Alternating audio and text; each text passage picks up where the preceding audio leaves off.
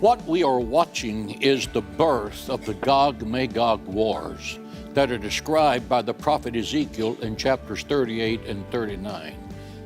Ezekiel makes it very clear that in the last days, God is going to put a hook in the jaw of the king of the north, and that would be Russia, and drag them down into the Middle East. I wrote the book, 4 Blood Moons, and said after the 4th blood moon, something would happen that would begin a process that would impact the world. Right now, people in America are so confused by what's happening in the world, principally because they're distracted by North Korea. But what we are facing is Russia is the super player. They are connected to Iran, which are literally building a power base in that part of the world that the world is missing. Russia is rebuilding the former USSR. Iran is actually putting together right now, if you look at their geographical gatherings, they are rebuilding the Persian Empire. Under Iran is Hezbollah and Hamas. They are 2 large armies that are terrorist organizations. Hamas controls Gaza. Hezbollah controls Lebanon. They're on the borders of Israel. Hezbollah has 150,000 rockets right now ready to launch at Israel. Those rockets will be launched the day Iran gives the green light. The reason that they are looking for an airfield in Damascus is so that there will be a military air force to combat Israel's air force in the coming conflict. Israel knows this.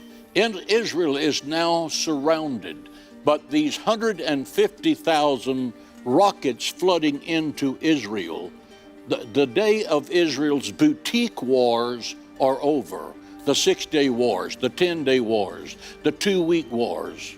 What we're looking at in this next war is a dogfight. It is going to be vicious. It is going to be fierce. Israel will not have the opportunity of calling places they're going to bomb. They're going to have to bomb them to survive, because when those rockets are flooding into Israel, it's designed to overcome the dome system. Say the dome system can pick up 10 and knock those rockets out as they come over. But if 20 are coming over, that means 10 get through and hit their target. So there is going to be Jewish bloodshed in this next war. This is what we're looking at right now as we sit here tonight. And it affects every person in America, because this same Hezbollah group we hear today from intelligence sources is looking for a base of operation in America so that there can be a major terrorist activity performed in this nation by Hezbollah, which is controlled by Iran, which Barack Obama gave $150 billion to help them form what they've got. Okay, and the good news is what? The good news is that Israel is very prepared for what's coming down the road. Israel has a military and an intelligence unmatched in the world.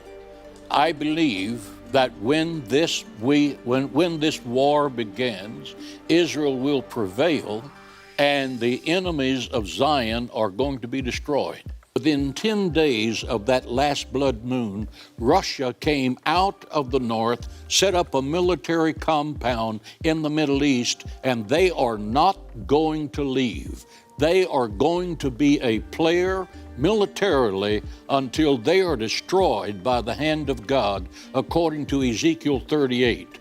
When they come in that invasion, the first Gog-Magog war, the first thing that's going to happen is God is going to open the ground and swallow a significant part of that army.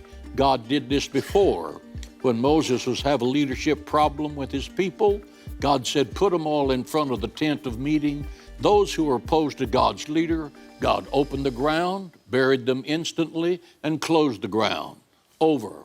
That's exactly what's going to happen to this invading army. The second thing that's going to happen, there will be 9 armies on a very small piece of real estate called Israel. And when they start the combat with 9 armies and 9 languages, the Bible said every man's sword will be turned against his brother. That's what we call friendly fire. And they are going to destroy each other in a significant way. But God, just to make sure no one gets confused about who's causing this, puts his signature on this invasionary force that will happen in the future.